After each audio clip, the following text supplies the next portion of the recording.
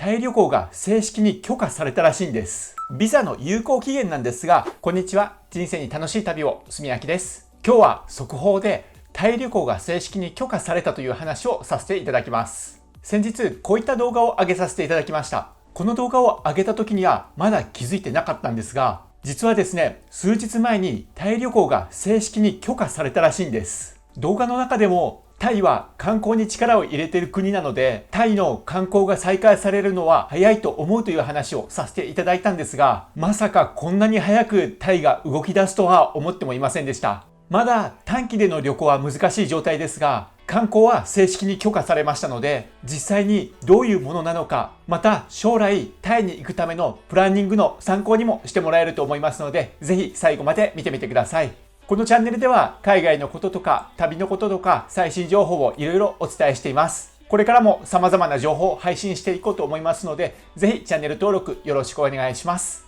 それでは見ていきましょう。12月の9日、バンコク州法からの記事になります。タイ政府は12月の8日、新型コロナの感染状況に関わりなく、どの国、地域の旅行者も特別観光ビザ長期滞在プログラムを通じてタイを訪れることができると説明したとあります。ただ、感染防止策はそのままであり、タイ来訪者はこれまで通り入国から2週間の隔離が必要となる。これまでは感染リスクの低い国、地域からの旅行者に限って入国が認められていたが、大打撃を受けている観光業の回復を後押しすべく、今回入国制限が緩和されることとなったとあります。つい先日までですね、日本はこの特別観光ビザで入れないとされてたんですね。これが日本も特別観光ビザで入れるようになりました。それではもうちょっと詳細を見ていきましょう。こちら12月の9日 PJA の記事になります。タイトルは日本からのタイ旅行も特別観光ビザを全ての国に許可というものです。2020年12月8日、タイ政府は感染低リスクの国や地域からの入国に限っていた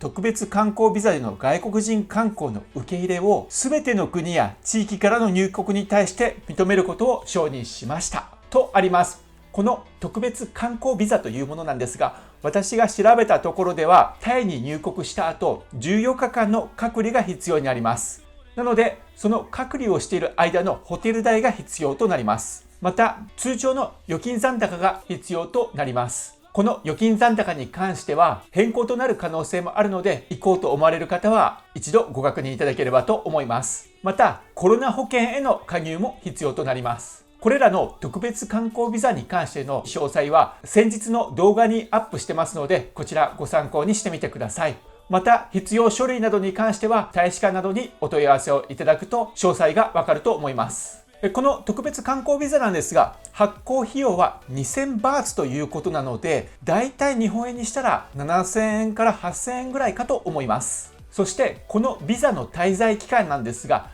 90日あるということです。90日タイにいることができます。しかもその後は2回までイミグレーションに行くと更新ができるようで、90+90+90 最大270日いられるらしいです。そしてここが一つポイントなんですが、最低30日間は滞在しなければならないということです。そしてこのビザの有効期限なんですが、2021年の9月30日までとされています。ですので、今回認められている旅行は14日間の隔離が必要ということと、あとは短期での旅行ではなく長期で旅行をする方に認められているビザということになります。記事の続きを読ませていただきます。タイ政府は全ての国、地域を対象に広げ、外国人観光客を受け入れることを承認しました。長期でタイ旅行をされたい方に限定した承認という趣旨です。かなりの長期旅行に限定はされるものの、日本からのタイ旅行も正式に再開されたことで、日本人の旅行者も増加しそうですね。封鎖期間に海やビーチが非常に綺麗になったことで、ビーチやマリンアクティビティ、ダイビングなどもおすすめです。と書いてあります。ですので、まだ制限はあるものの、そこをクリアしてタイに行くと、隔離期間が終わった後は、タイでの旅行を長期間楽しむことができるということになります。ぜひご興味のある方は、大使館などに問い合わせをしてみてください。